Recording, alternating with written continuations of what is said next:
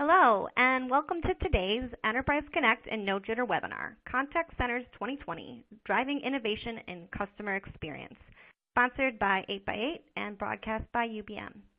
I'm Michelle Burbick with Enterprise Connect, and I'll be your moderator today. We have just a few announcements before we begin.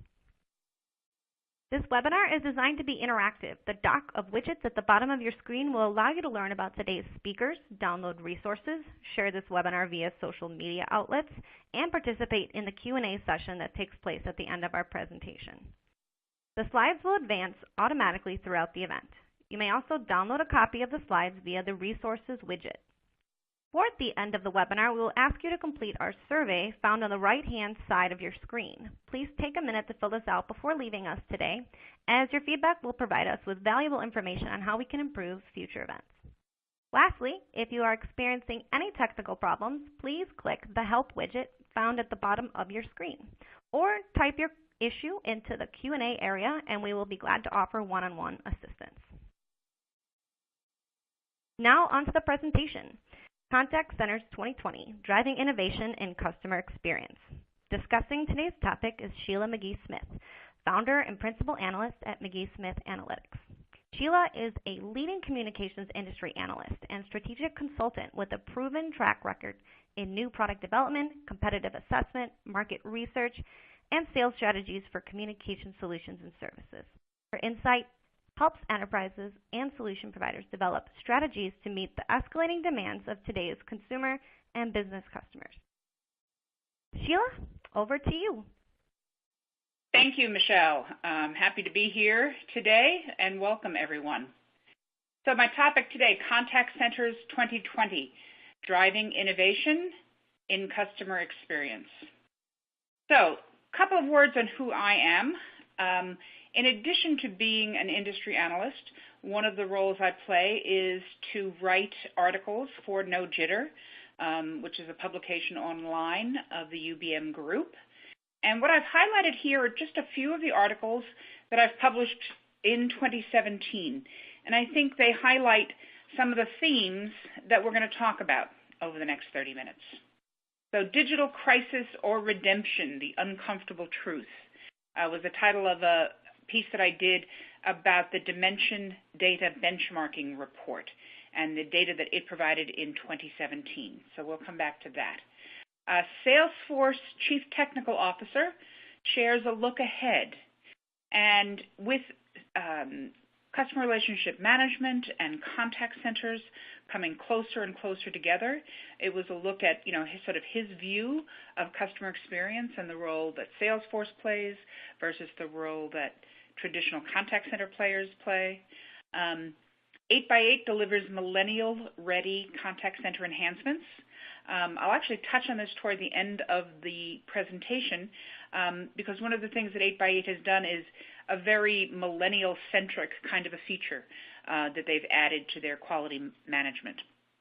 And then finally, the Internet of Things. I wrote a piece, I think in March, talking about how, there's a lot of different use cases for the Internet of Things, but what we're finding is a lot of them are within the customer experience realm. And that is because, as is often the case with new technologies, that part of the business that actually drives revenue and takes care of customers is a place where people are looking to innovate and willing to invest. And that's where I think Internet of Things is finding a home in customer experience in the very early days. And again, we'll come back to talking about IoT a little bit more. So the title of today's webinar is actually taken from a session that we did at Enterprise Connect in March of 2017 down in Orlando, Florida. There was a whole track on sort of planning 2020. There was a day, and there were sessions on Enterprise 2020, Mobile 2020, Video 2020, and one that I chaired on Contact Center 2020. And all of the sessions were very well attended, including the Contact Center one. But some of the themes that emerged from that we thought were worthy of exploring for a larger audience, for people who don't find their way in Orlando in March every year. So some of those themes were the digital transformation, which is such a hot topic in 2017. We'll talk a little bit about defining that. And I'll take it from the direction of the customers, not necessarily just from enterprises. What some of the challenges that businesses face trying to digitally transform.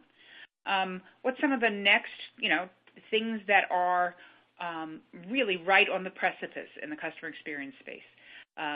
Bots, the use of artificial intelligence, and as I said, the Internet of Things.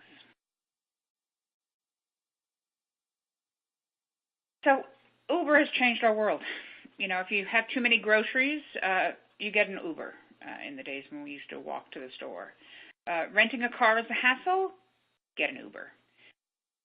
Drink a little too much tonight, leave your car where it is, get an Uber.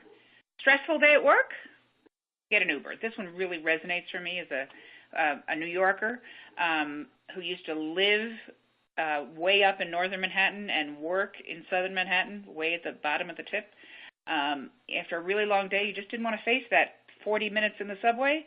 It would have been nice if Uber was an option back there. Stressful day at work, get an Uber. Like magic. And now really becoming almost an expectation that transportation woes will vanish with the digital sight of that car heading your way. And clearly it's not just Uber that is changing the way they do business, right? Again, another great New York City example. I was there in the fall and was surprised by how quickly this city bike system had sort of popped up all over downtown. Thousands of bikes at hundreds of different stations around New York, where for an annual subscription, which is not an unreasonable number, you can pick up and drop off these bicycles all over town. So this sharing economy enabled by digital transformation, really changing the way we think about how we own things and how we rent things.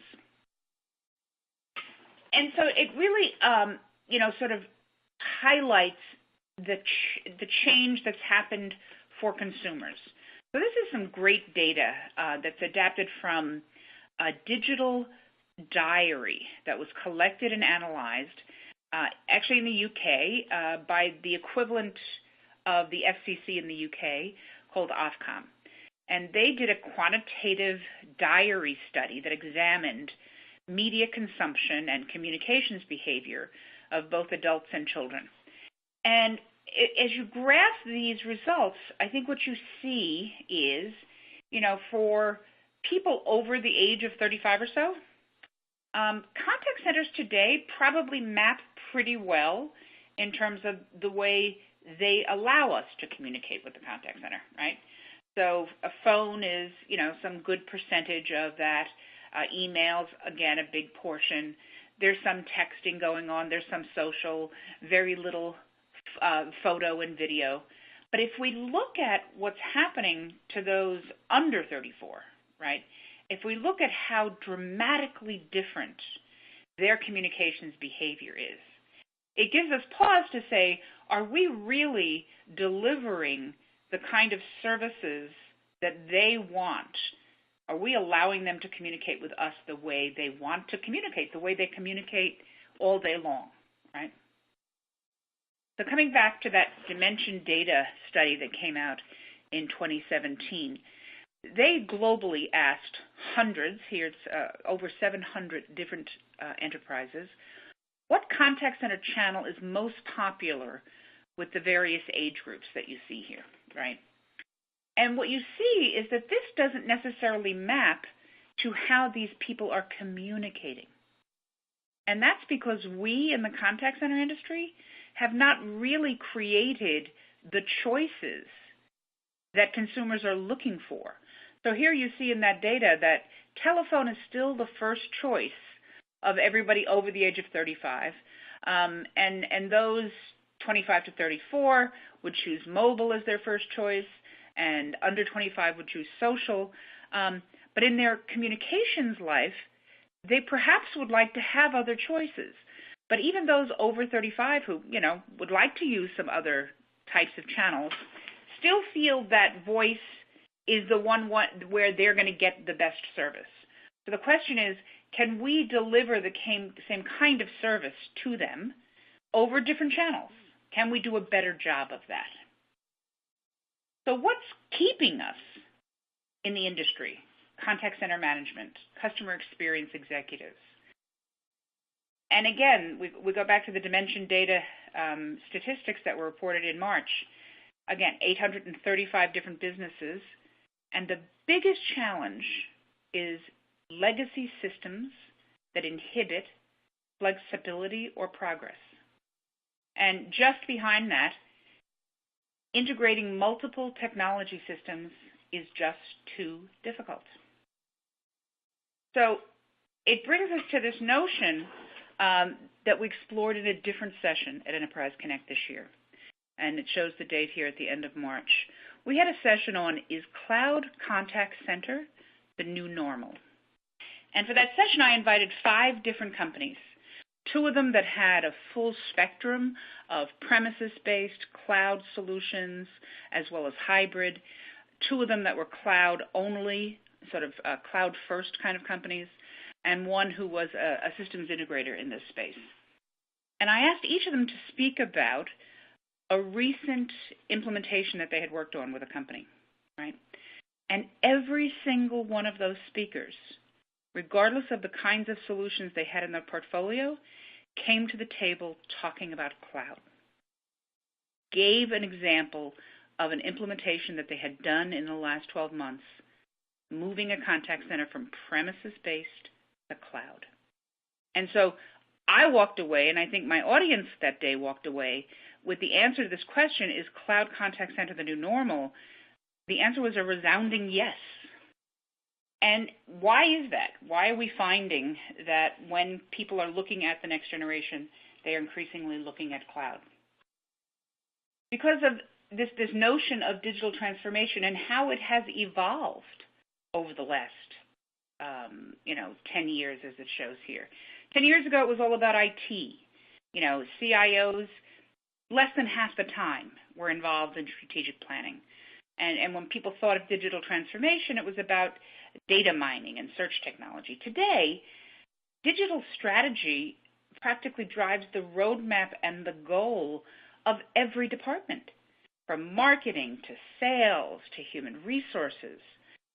CIOs are now regarded as the most integral members of that executive suite. And the kinds of technologies that they're talking about have also advanced to artificial intelligence and machine learning and the Internet of Things. Because increasingly, every business is a data business. Tomorrow's champions, tomorrow's leaders are already mastering the value of data and beginning to realize that the future is data. Thinking back to Uber, thinking back to city bikes. Where do we put those bikes? We do that based on the data that we have. We do it based on how often we empty out. We're constantly updating. This is a future, if we're all a data business, that perhaps there is fewer car crashes and there's fewer medical accidents and trains won't derail as much. The future of almost every business is data. And certainly that's true in the customer experience space as well. What's interesting is how cloud began initially. Its strong deployment numbers in the small to medium-sized business, right? And why was that? Because cloud is able to deliver to the small and medium business more functionality than they were ever able to deploy when a premises solution was involved, when a lot of professional services would be required, where bringing together multiple systems was required. And suddenly companies, regardless of industry, 2 of them that I'm highlighting here, one is federal, government business is also moving to the cloud. The other is an IoT kind of company. But what they're finding is that regardless of size, the cloud is able to deliver more functionality. So what we're finding is companies that have moved their contact center to the cloud are getting better analytics from these cloud-based solutions, a fuller suite of solutions, more likely to be able to add workforce optimization. I remember, 10 years ago, we thought about workforce optimization. We would say, well, you have to have at least 100 agents to make it worthwhile from a pricing perspective. Now, with cloud-based services, 10 agents, 5 agents, and workforce optimization and quality management can be financially viable, completely changing the dynamics of what's possible. The other thing that the cloud enables that's different than what we've had in the past is this notion of application programming interfaces, the ability to weave applications together without a lot of professional services time and expense. And so this notion that APIs have become digital glue, and that digital glue is required to create the digital transformation that companies are going through, right? In order for a contact center to have the best access to human resources, those two systems need to come together. The way that agents have a better sense of the kinds of programs that are driving calls and emails and chats coming in is for the marketing system to be tied to the contact center system. And increasingly, APIs have become that digital glue, but APIs are really more closely associated with cloud-based applications. In the past, what we talked about were software development kits, right? That's how we would weave together premises-based solutions. It would be a set of tools that were very specific to a type of premises solution. So, this PBX would have a certain SDK, and that contact center would have an SDK, and we'd have to, spend time and money bringing those two solutions together. APIs, working in cloud-based technologies, allow this to happen much more quickly and much more easily, and without the kind of system-specific IT people that we always needed in the past. So what happens once we do make that move to the cloud, where we do have API-friendly applications in our contact centers? I came across this slide about 6 months ago about exponential technologies that are just growing like crazy and going to really impact business over the next 5 years or so. And what I did was put a lens on top of it and said, which one of these are already happening in the customer care space? And amazingly, 60% of them are already finding being applied in customer care. Artificial intelligence, certainly one of the hot topics of 2017. And I remember when Einstein was first announced in February of 2016, and that's the artificial intelligence layer of the Salesforce platform. And sort of like Watson, that, first came out maybe 8 years ago from IBM, I was thinking, well, it'll be a few years before we really see the impact of that coming into customer care and specifically into the contact center. And I was pleasantly surprised to be shown wrong, right? Within a year, Salesforce has already created very specific offers using the Einstein artificial intelligence layer to impact customer care, to create, best answer predictions that they can send to an agent, to deflect cases to the right resource, be that a live resource or a self-service resource, to automatically classify cases. You can see what the various things are. And what it says to me is that, that they could do this so quickly, come up with so many out-of-the-box applications of Einstein in customer care. It just shows the richness of the work that we do in contact centers and how easily it will be for artificial intelligence to come in and support that work. But, and it's not all about moving from assisted service to self-service, right? I love this example of a trial that JetBlue has been doing with something they call CrewBot. On the left, what you see is a kind of a standard robot that's on wheels. But if you looked at the face of it, what you see is a video cam, and what's showing there is a contact center agent. And what JetBlue is trialing is saying, if we need to deploy a lot of service personnel, customer service personnel, to a given area, what better way to do that than to use contact center agents that can be mobile via these robot devices? And so on the right, you're seeing crew bots that were deployed to the the entryway or whatever, the initial check-in line, that's the word I'm looking for, at JFK Airport, because sometimes you just have that quick question, right? You just want something answered real quickly. And walking up to a crew bot may be the way to do that. So to me, that's a great example of combining, sort of robotics and live contact center assistance. It's not about replacing, it's about supporting the live agent. McKinsey, and I'm using this with their permission, created a database where you can type in a job title and come back and get an answer of, will a robot be able to take my job? And I must say that it was with some trepidation that I typed in customer service representative, but was very pleasantly surprised by the result that I got. That if you're a customer service rep, your job is safe, because from their estimate, maybe 29% of your job can be done by a robot, and 62% can't be.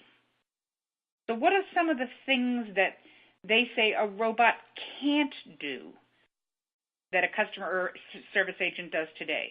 They can't execute sales or financial transactions. They can't coordinate operational activities. They can't provide information to coworkers. They can't interview employees. So there's lots of things that robots cannot do, which isn't to say that there aren't great things that robots or artificial intelligence can be used for to both support customers and agents. Collecting deposits or payments or fees. Yeah, sure, let a bot do that.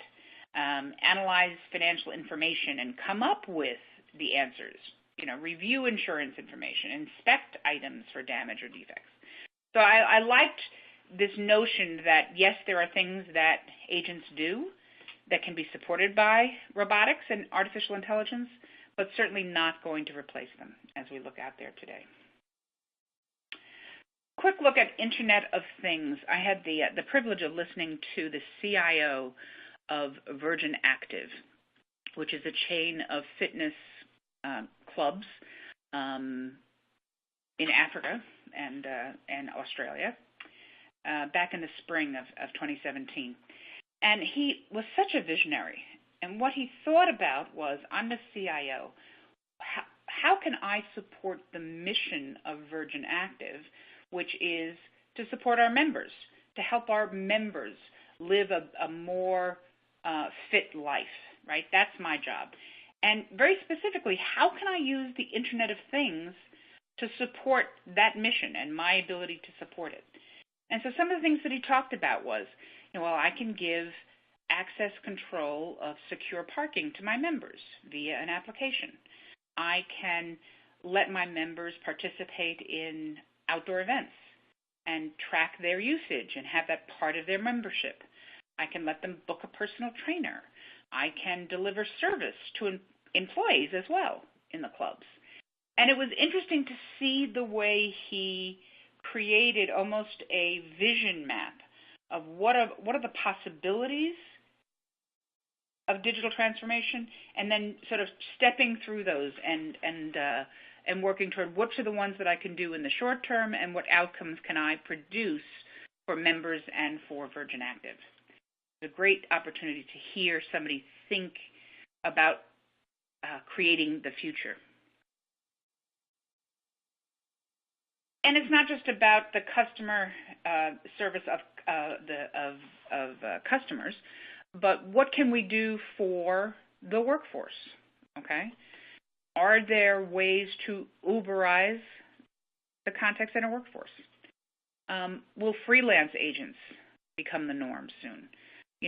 Obviously cloud enables independent location of agents. Is that something that your company wants to do? Moving to the cloud enables that better than any other way in the past. Can you offer some attributes of that Uber economy? I mean, the millennials of today work differently, think differently than the boomers and Gen X's before them. One of the things that they value is free time and leisure time. So the more that we can create an environment that allows them to choose those things while still getting done what we need to get done, the more we'll attract and keep that millennial workforce. I said I'd come back to an example of an application, a contact center application that is bringing the millennial view into something as simple as quality management, right? And the way they've done this is, instead of having formal sit-down sessions with agents that are based on supervisors listening to, loads of calls, think instead of supervisors being able to listen to calls, find a snapshot of something that is an example of an agent doing a great job, hitting the @ sign and the name of an agent, and sending a little snippet off to an agent to say, this is a great example of upsell. Why don't you listen to this? Or this is an example of what can go wrong when you don't follow procedure. And instead of having formal 30-minute sessions, the ability to have quick, sort of just-in-time coaching of agents. So it's a real interesting application that's been added by 8x8 to their quality management. At the end of the day, I think what cloud does is it empowers agility. Netflix didn't kill Blockbuster. Ridiculous late fees did. Uber didn't kill the taxi business. Limited taxi access did. Apple didn't kill the music industry. Being forced to buy full-length albums did. Technology by itself is not the real disruptor, but not being customer-centric is the biggest threat, I think, to any business. What do I wish for you? I wish you to go out there and change the world. Have the courage to disrupt, or you will be disrupted. Accelerate your AI and your IoT plans. Do it based on business outcomes, of course, and think about building ecosystems, finding partners that can help you achieve a vision. Think big. Take risks. Turning it back to you, Michelle. Great, thank you so much. Great presentation. To our audience, before we begin with today's Q&A portion, please direct your attention to our webinar survey available on the right of the presentation window. If you close the survey, you can reopen the widget by clicking the icon along the bottom of your screen. Thank you in advance for filling out the feedback form. Again, your participation in this survey allows us to better serve you. And now let's get on to the Q&A portion of our event. As a reminder, to participate in the Q&A, just type your question into the text box located to the right of the presentation window, or click the Q&A icon at the bottom of your screen. If we are not able to answer all submitted questions during today's webinar, we'll be sure to share them with our speakers who can reply to you offline. So I did see a couple of questions come in. Sheila, can you share some of the top concerns you routinely hear from customers running premises-based gear about moving to the cloud? You had a great quote that was cloud empowers agility, so maybe you can go a little bit more in detail. Yeah, I mean, everybody would like to be agile, but there are realities. And I think the biggest concerns that companies have as they look forward is have they depreciated what they have? But also, should I do a flash cut or should I migrate slowly? Okay. And I'll be honest, as I talk to businesses, I think the ones that have been most successful are the ones that have done the flash cut. What does that mean? I'm just going to go cloud. Yes, some of my hardware may not be totally depreciated, but it makes sense for everything to be done at once sort of suffer change once instead of over time. Now, typically that's, 500 agents, 700 agents and below. Obviously, somebody who's got thousands of agents has a much bigger change management. But I think one of the top concerns is, how do I do the migration? I would say under a certain size, under 1,000 agents or so, just cut. Just do a flash cut. All right. Great advice. All right. We have another question. And you did speak a bit about AI. Someone wants to know, what is your view of the potential impact of dehumanizing interactions as AI and digital channels play an increasing role in the contact center? I think the fear outweighs the reality, number one. I don't think most companies that think about adding chatbots or automating through artificial intelligence are looking to replace their agents, right? So I think the hype is overdone for the reality of the scenario, what's really happening. I will say I have run into the occasional customer who says, I want to get rid of voice and just go digital. And I even heard one customer say that they were going to do that within the next 2 years, and my theory is they will actually not be able to. It's a nice thought if you really want to cut cost or something, but it's not a realistic given how customers behave. And I know you just mentioned that you think the hype is a little overdone with AI, but in terms of IoT, another question, to what extent do you see the actual adoption of IoT in the next 3 years versus the hype? So I have another great example of IoT just this week. My Fitbit died. It wouldn't hold a charge. I, tried rebooting it a couple of times, called Fitbit, and I just love these guys. They said, we see it died at 10:17 last night. I see you charged it all day. It wouldn't hold the charge. We're going to send you a replacement. In seconds. That's the promise of IoT, and it's already happening.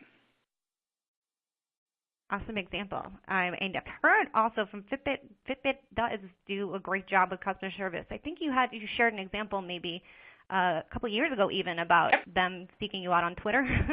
Yep, exactly. Impressive. Okay, well, that is pretty much the end of our questions. You can feel free to still participate and send in questions, and we will answer offline.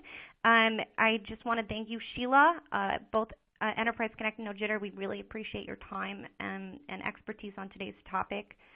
I want to thank our sponsor, 8x8, as well, and also everyone in the audience. We really appreciate your attention and participation. Within the next 24 hours, you will receive a personalized follow-up email with details and a link to today's presentation on demand.